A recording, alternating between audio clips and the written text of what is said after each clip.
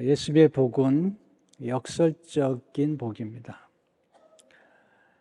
예수님께서 애통하는 자가 복이 있다. 또 가난한 자가 복이 있다. 그렇게 말씀하십니다. 세상에서도 또 우리도 우는 자가 복이 있다고 얘기하죠.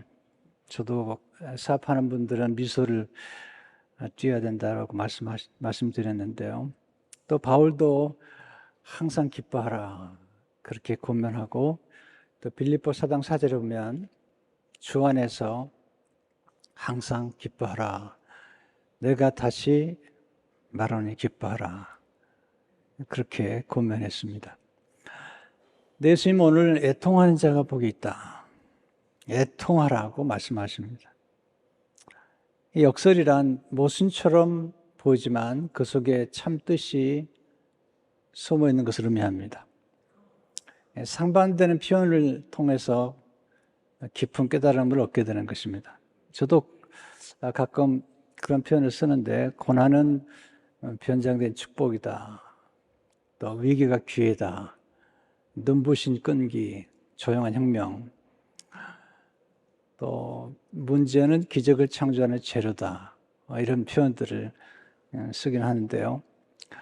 예수님께서 우리에게 깨달음을 주실 때 그렇게 역설적인 진리를 말씀해 주시는 것을 보게 되죠. 요한복음 10장 11절에 오면 우리 자기를 높이는 자는 낮아지고 자기를 낮추는 자는 높아지리라. 요한복음 12장 25절에 보면 자기의 생명을 사랑하는 자는 잃어버릴 것이요, 이 세상에서 자기의 생명을 미워하는 자는 영생하도록 보존하리라. 이런 역설을 통해서 우리는 좀 더 깊이 인생을 이해하고 인생 전체를 보게 됩니다. 우리는 항상 기뻐하고 싶죠. 그리고 슬퍼하고 싶지 않습니다. 근데 예수님은 애통하라고 말씀하십니다. 왜냐하면 우리에게 애통이 필요한 걸 아시기 때문이죠. 예수님도 애통하며 기도하셨어요. 히브리서 5장 7절을 보게 되면 그 육체에 계실 때 자기를 죽음에서 능히 구원하실 이에게 심한 통곡과 눈물로 간구와 손을 올렸고 그의 경건하심으로 말미암아 들으심을 얻었느니라. 심한 통곡과 눈물. 예수님은 우리가 뭘 좋아하는지 아시고요, 또 예수님은 우리에게 무엇이 필요한가를 아십니다. 우리가 좋아하는 것만 주시는 분이 아니라 우리에게 필요한 걸 주시는데, 그 중에 하나가 애통하는 것입니다. 애통하는 것이 우리의 삶 속에 필요하다는 것입니다. 애통은 몹시 슬퍼하는 것입니다. 애통은 서럽게 울며 아파하며 슬퍼하는 것입니다. 애통의 의미를 부여하시고 또 애통이 얼마나 가치 있는가를 팔복을 통해서 말씀하십니다. 야곱의 아들 요셉이 죽었다는 소식을 듣고, 사실은 죽은 게 아닌데 형제들이 그를 팔았는데 죽은 줄 알고 정말 애통하여 그 아들을 잃은 그 아버지의 마음을 창세기 37장 34절 35절에 보면 이렇게 기록하고 있습니다. 자기 옷을 찢고 굵은 배로 허리를 묶고 오래도록 그의 아들을 위하여 애통하니, 오래도록 그 아들을 위하여 애통하니, 모든 자녀가 이루하되 그가 그 위로를 받지 아니하여 이르되 내가 슬퍼하며 수월로 내려가 아들에게로 가리라 하고 그의 아버지가 그를 위하여 울었더라. 사랑하는 자녀를 잃어버린 그런 아빠의 애통이죠. 헬라어의 애통은 판대어로 고통으로 몸부림칠 정도로 철저하게 탄식하고 슬퍼하는 것입니다. 애통 속에는 우리가 깨닫지 못하는 복이 담겨 있고요, 또 오늘 왜 예수님이 애통하라고 그런지 그 애통 속에 담긴 지혜, 하나님의 지혜를 함께 나누려고 합니다. 첫째로 하나님의 애통을 통해 상한 마음을 치유하십니다. 눈물, 그리고 애통이 우리의 상한 마음을 치유합니다. 남자는 잘 안 울어요. 그런데 베드로가 심히 통곡하죠. 예수님 3번 부인하고 그리고 밖에 나가서 심히 통곡했어요. 그토록 사랑했던 예수님 그 스승을 3번 부인한 까닭에 심히 통곡했다. 애통할 때 하나님 우리를 치유하시고 또 애통하는 마음으로 회개할 때 하나님 우리에게 위로해 주시는 것을 보게 됩니다. 시편 50편 17절을 보게 되면 하나님께서 구하신 제사는 상한 심령이라 하나님 상하고 통회하는 마음을 주께서 멸시하지 아니하시리이다. 우리가 상한 마음으로 회개하고 애통할 때 우리의 마음을 치유해 주시고 그때 예수님의 보혈이 역사하는 걸 보게 됩니다. 요한일서 1장 7절을 보게 되면 그 아들 예수 피가 우리를 모든 죄에서 깨끗하게 하실 것이요. 애통을 통해서 우리의 마음뿐만 아니라 우리 몸도 치유해 주세요. 이병욱 장로님이라고 계신데요. 제가 가까이 지내는 분인데 이분은 이제 암 환자들만 주로 치유하시고 도와주는 분인데 그분이 이제 암 환자를 치유하는 가운데 그 울음 치유가 굉장히 효과가 있다. 그런 경험을 하신 겁니다. 그래서 울어야 삽니다. 그런 책을 썼어요. 이렇게 기록하고 있습니다. 몸 안에 쌓인 독소를 해독시키는 것은 눈물입니다. 눈물은 우리 마음속에 깊숙이 감춰져 있던 감정의 응어리들을 풀어가는 열쇠입니다. 그래서 눈물은 곧 치유와 회복으로 가는 관문이 됩니다. 암이라는 게 뭉쳐 있잖아요. 근데 눈물이 뭉쳐 있는 걸 풀어내서 치유한다. 눈물은 단단히 꼬여있는 마음과 응어리진 감정을 풀어내는 신비한 힘을 갖고 있습니다. 그 모든 사람은 그 선물을 가지고 있습니다. 그 선물에는 하나님이 치유하는 힘이 담겨 있습니다. 눈물은 하나님의 것입니다. 하나님이 주셨기 때문에 그것은 자연치유제요, 천연항암제입니다. 하나님이 그 선물을 우리에게 주셨습니다. 그래서 눈물은 고귀합니다. 기도와 함께 눈물을 흘리는 것이 얼마나 우리를 건강하게 만드는지. 두 번째, 하나님의 애통하는 기도에 응답하십니다. 한나가 아들을 낳지 못했을 때 하나님 앞에 통곡하며 기도합니다. 사무엘상 1장 10절 11절을 보게 되면 한나가 마음이 괴로워서 여호와께 기도하고 통곡하며 소원하여 이르되 만군의 여호와의 만일 주의 여종의 고통을 돌보시고 나를 기억하사 주의 여종을 잊지 아니하시고 주의 여종에게 아들을 주시면 내가 그의 평생에 그를 여호와께 드리고 삭도를 그의 머리에 두지 아니하겠나이다. 마음이 괴로워서 통곡했어요. 근데 하나님께서 그의 기도를 들으시고 사무엘을 선물로 주십니다. 히스기야가 죽게 되었어요. 때 히스기야가 하나님 앞에 울면서 기도합니다. 통곡합니다. 이사야 38장 3절을 보게 되면 이르되 여호와여 구하오니 내가 주 앞에서 진실과 진심으로 행하며 주의 목전에서 선하게 한 것을 기억하옵소서 하고 히스기야가 심히 통곡하니 하나님께서 이사야를 보내서 하나님께서 내 기도를 들었고 눈물을 보았다. 그리고 치유해 주시는데 열왕기하 20장 5절을 보게 되면 너는 돌아가서 내 백성의 주권자 히스기야에게 이르기를 왕의 조상 다윗의 하나님 여호와의 말씀이 내가 내 기도를 들었고 내 눈물을 보았노라. 내가 너를 낫게 하리니 내가 3일 만에 여호와의 성전에 올라가겠고 내 기도를 들었고 내 눈물을 보았노라. 하나님은 우리의 기도를 들으시고 우리의 눈물을 보시는 분이에요. 눈물이 얼마나 소중한지 주님의 병에 담으셔야 해요. 시편 50편 8절을 보게 되면 나의 유리함을 주께서 계수하셨사오니 나의 눈물을 주의 병에 담으셔서. 하나님의 눈물을 너무 소중하게 생각하세요. 에스더서를 읽어보면 이제 하만 때문에 모르드게와 모든 유대인이 죽게 되죠. 그때 모르드게가 대성통곡을 해요. 에스더 2장 4장 1절을 보게 되면 모르드게가 이 모든 일을 알고 자기의 옷을 찢고 굵은 베옷을 입고 죄를 뒤집어 쓰고 성중에 나가서 대성통곡하며 뿐만 아니라 모든 유대인이 애통합니다. 3절을 보게 되면 왕의 명령과 수수가 각 지방에 이름에 유다인이 크게 애통하여 금식하며 울며 부르짖고 굵은 베옷을 입고 죄에 누운 자가 무수하더라. 에스더는 죽으면 죽으리라 기도하잖아요. 우리 어려운 일을 만나고 또 억울한 일을 만났을 때 너무 일찍 결론 내리지 마세요. 아직 끝나지 않았어요. 히스기야는 지금 죽게 됐는데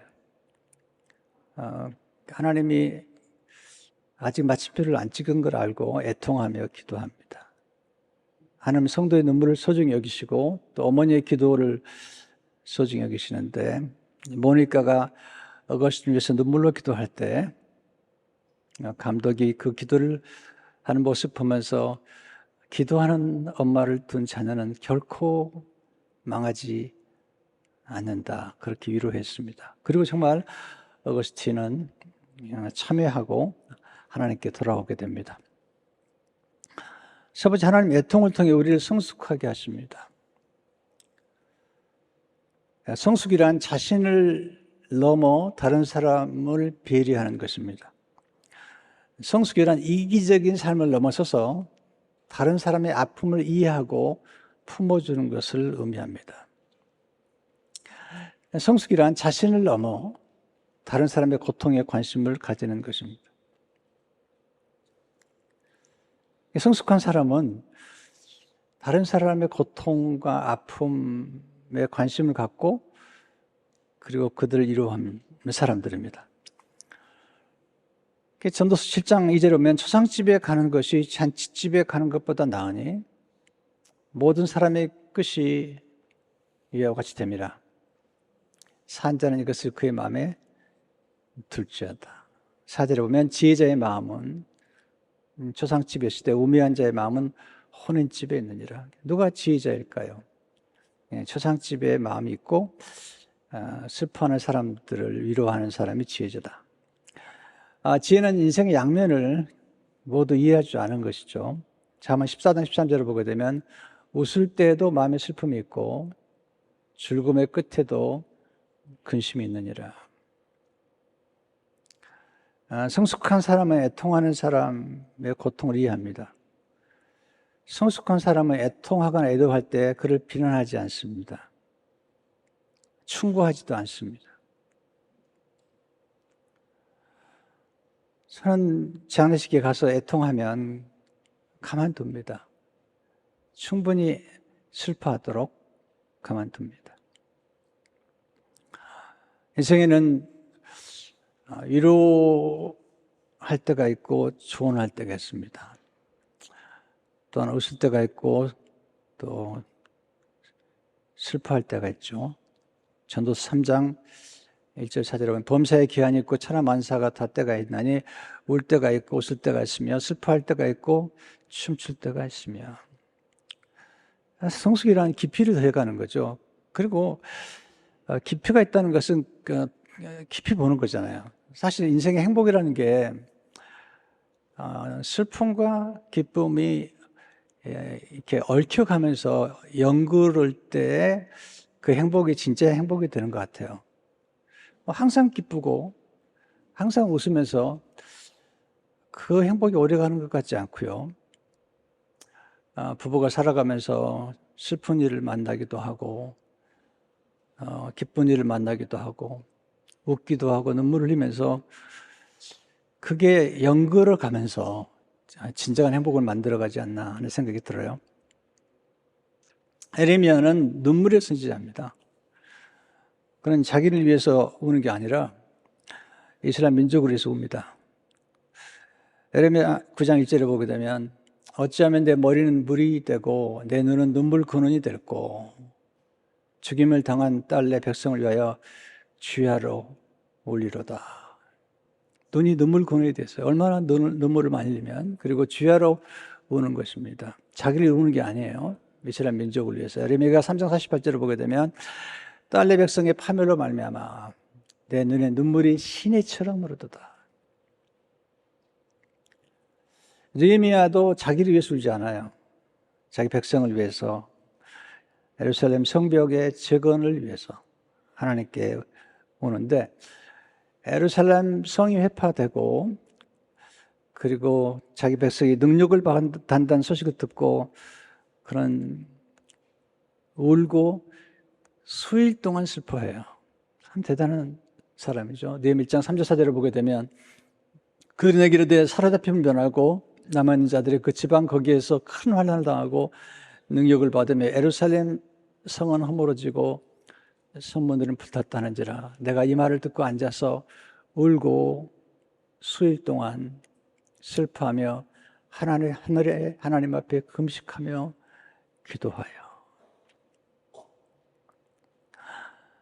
그는 민족의 죄와 자기 조상의 죄를 회개하고 애통하면서 하나님의 과업을 성취하고 예루살렘 성벽을 재건합니다. 하나님 우리에게 기쁨이 필요한 걸 아시죠? 또한 우리에게 슬픔이 필요한 것도 아세요. 이게 인생을 정말 잘 이해하는 사람들이죠. 저는 웃지 않는 사람들을 보면 좀 무서워요.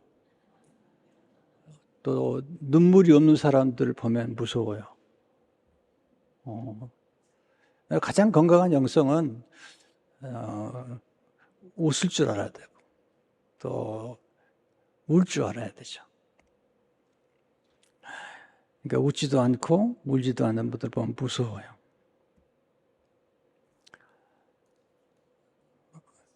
아랍의 속담에 햇빛이 계속되면 사막이 된다. 예수님도 우리 마음밭에 말씀이 떨어질 때 물이 없음으로 말라버렸다. 하나님의 말씀이 떨어질 때 그 말씀을 눈물로 받을 때 이게 참 귀한 거죠. 제가 고난주간을 묵상하면서 주님이 흘리신 세 가지 액체를 생각했어요.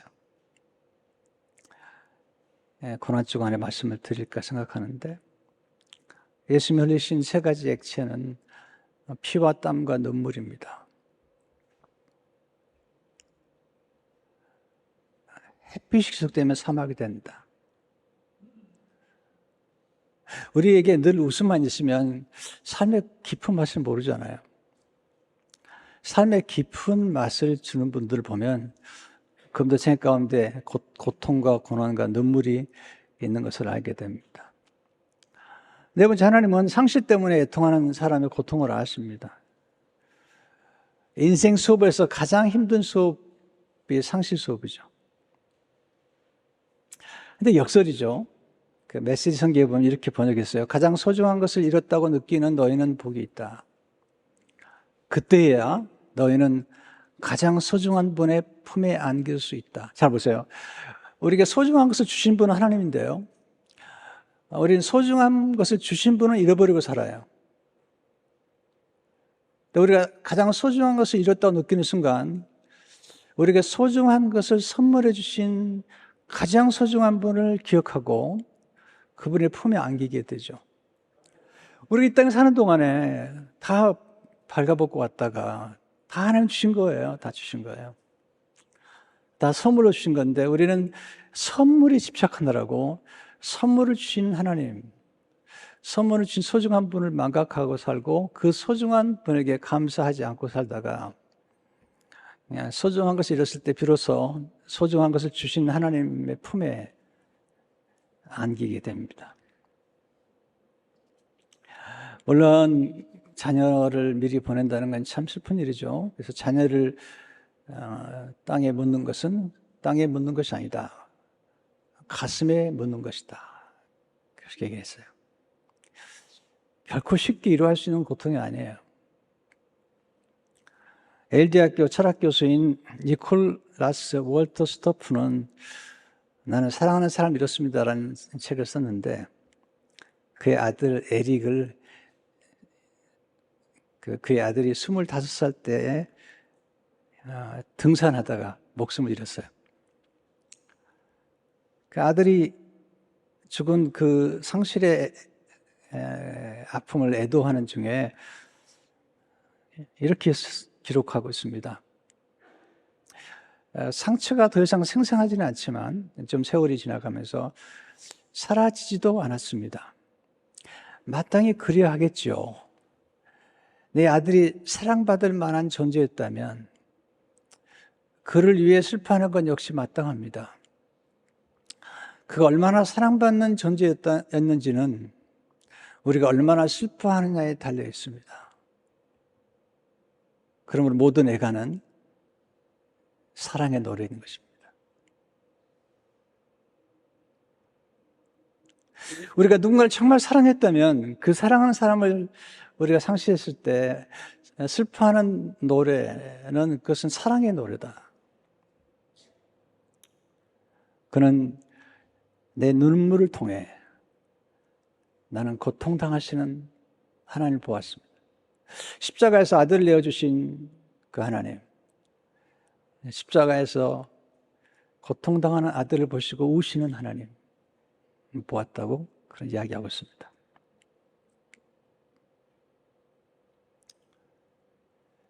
자녀를 잃은 부모는 이번에 글을 읽으면 위로를 받습니다.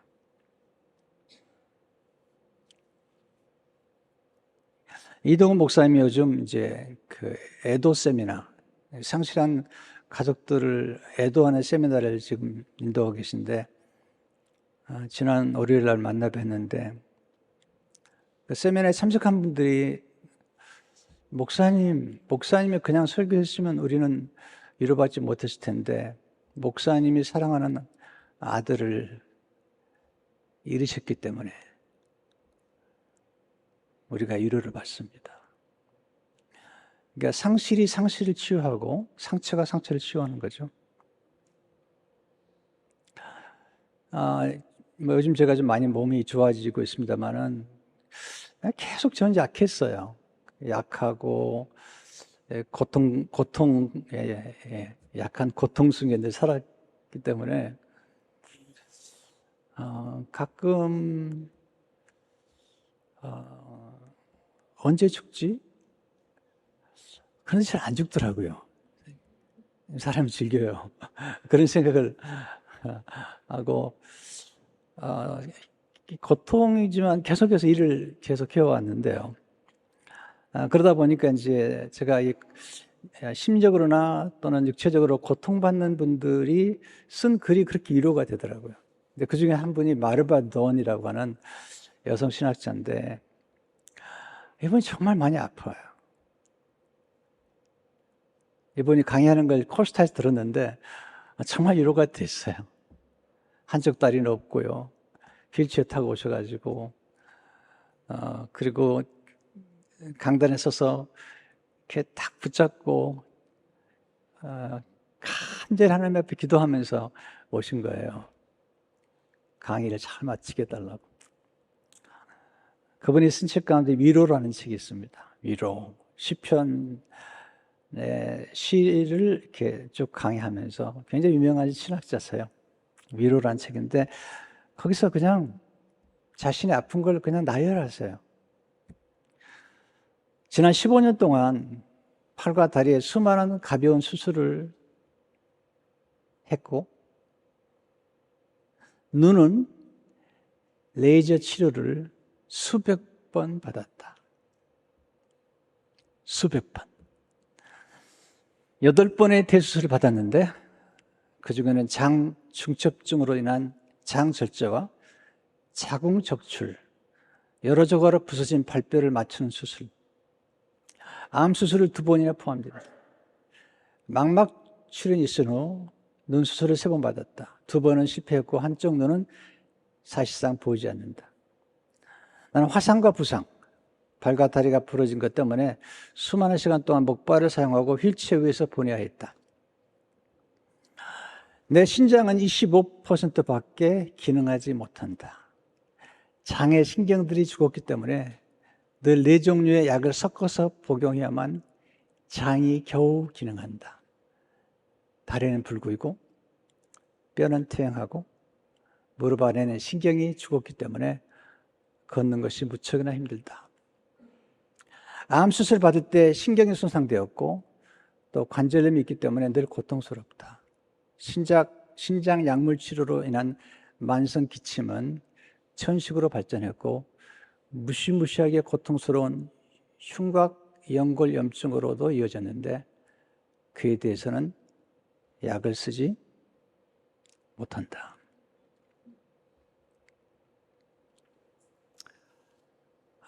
마르바든보다 더 아픈 분 손 들어 보실래요? 네.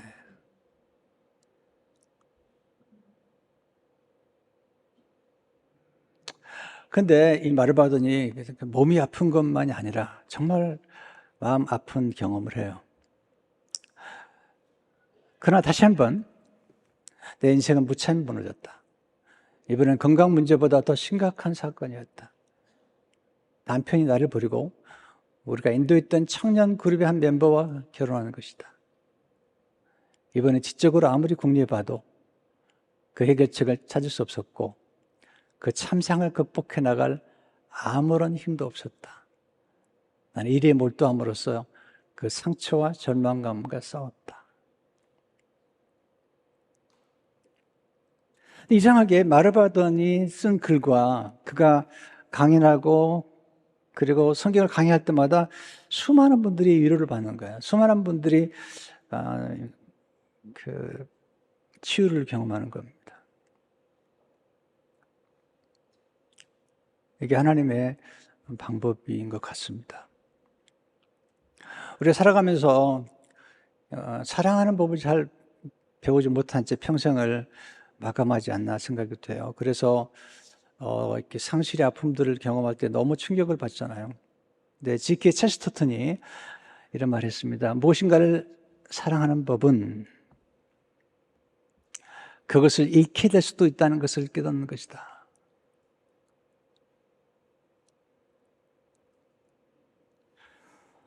우리가 무엇을 사랑하든지 간에 그것이 대상이 사람이든 아니면 어떤 것이든 간에 우리가 사랑하는 법은 그것을 잃을 수도 있다는 것을 알아야 되고 우리 모두는 우리가 사랑하는 대상을 언젠가는 잃게 되어 있습니다. 그것까지 받아들이는 것이 훌륭한 사랑이고 성숙한 사랑이다 생각이 되죠.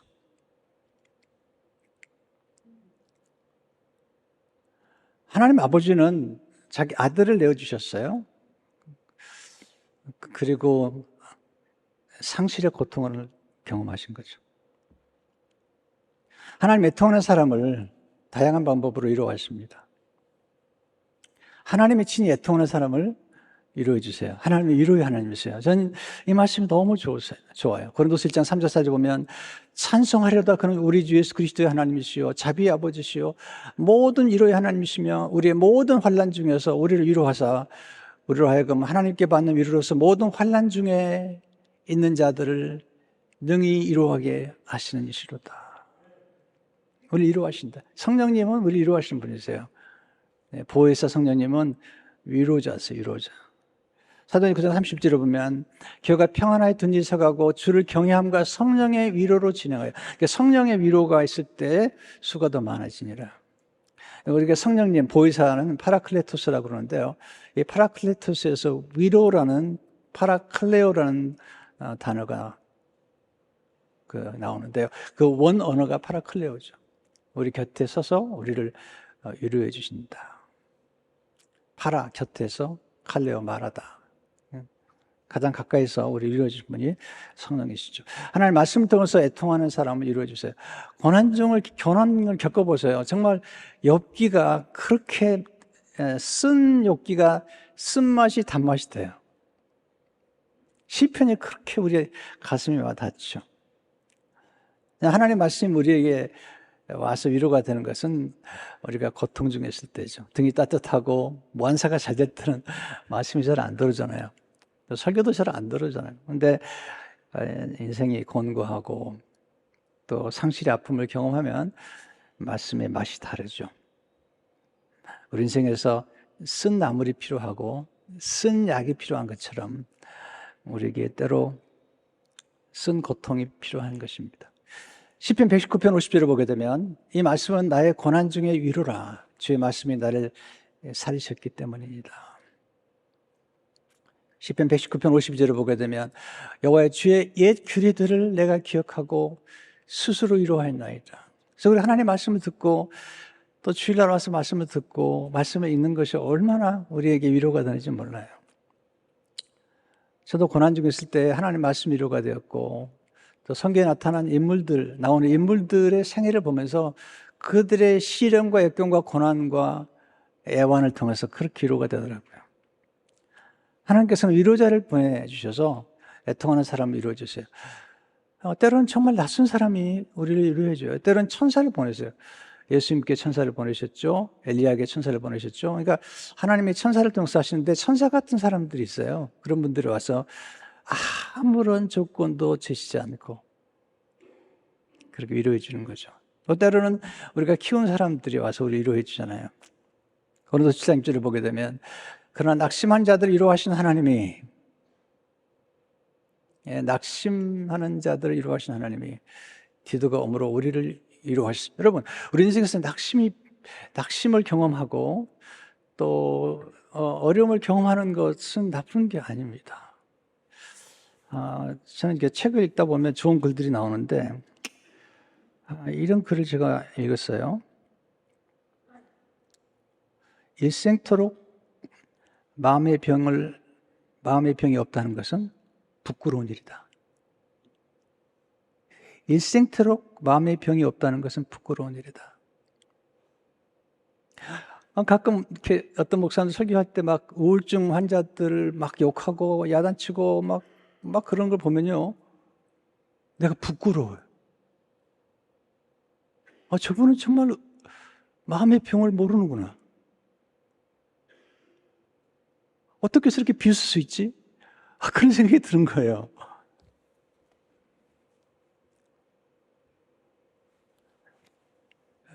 일생토록 마음의 병이 없다는 것은 부끄러운 일이다. 그런 사람들이 다른 사람의 상처를 비우는 거죠. 사람이 살아가다 보면 번아웃이 싫어져. 침체를 경험하기도 하고 우울증이 걸리기도 하고 또 나이가 들어보세요. 노인 우울증, 여인들은 산후 우울증. 우리가 살아가면서 많은 굴곡 있잖아요. 네. 햇빛만 비치면 사막이 되는 거예요. 우리 인생에서 그런 것들을 다 겪는 거잖아요. 저 목회길을 걸으면서 전 낙심과 침체와 깊은 수렁에 처음 빠진 적이 한두 번이 아닙니다. 네, 그래서 저는 마음이 아픈 분들을 너무 잘 이해해요. 공황장애, 두려움, 너무 이해가 돼요. 그냥 까닭없이 두려움이 확 밀려오면요, 숨을 못 쉬겠는 거잖아요. 침체. 어떤 분 그러잖아요. 믿으면 되지. 뭘 믿으면 돼요? 그렇게 되는 게 아닙니다. 엘리야도 나 죽여주세요. 모세도 하나님 나 죽여주세요. 내가 이 백성을 낳습니까? 나 죽여주세요. 네. 여러분, 큰 교회 목사들 욕하지 마세요. 오늘 아침에 누가 그러더라고요. 한 목사님이 설교하는 중에 제가 나오는데 그런 얘기가 있더라고요. 양이 많은 것은 똥도 많다는 것이다. 대박.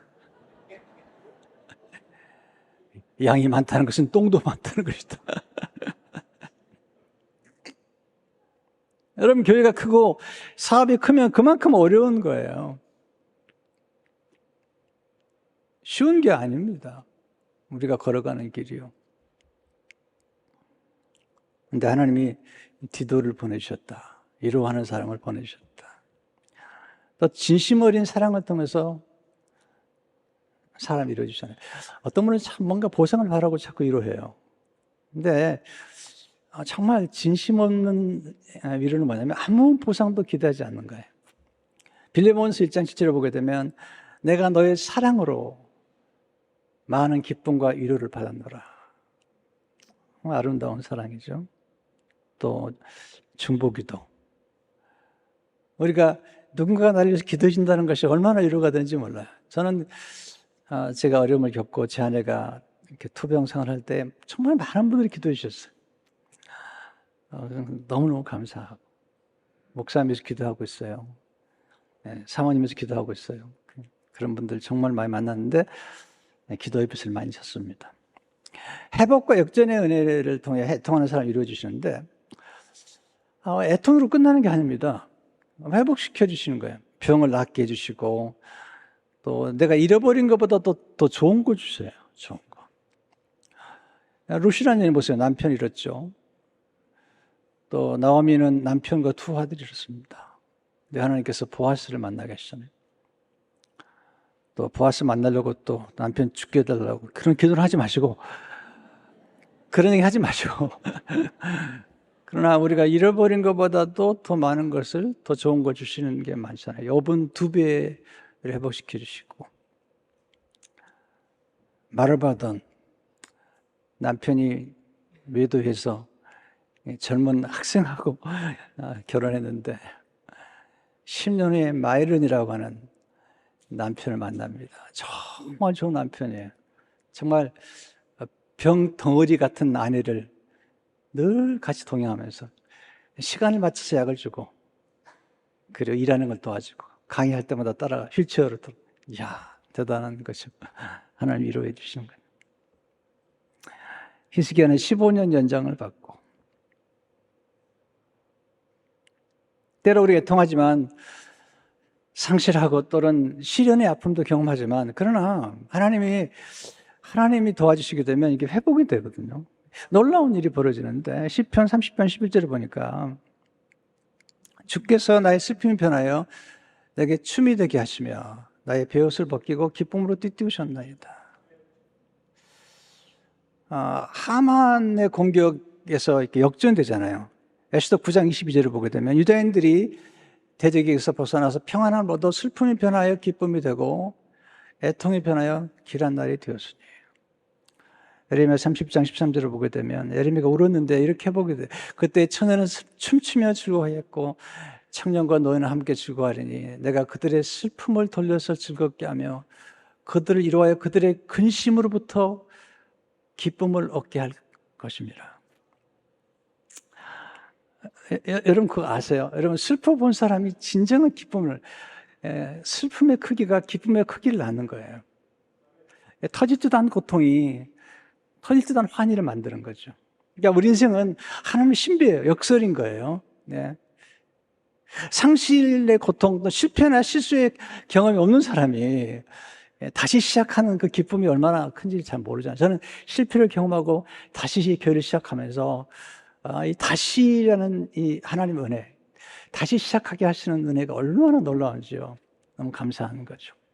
근데 제가 실패를 경험하지 않았다면 결코 그 기쁨을 모를 것 같아요.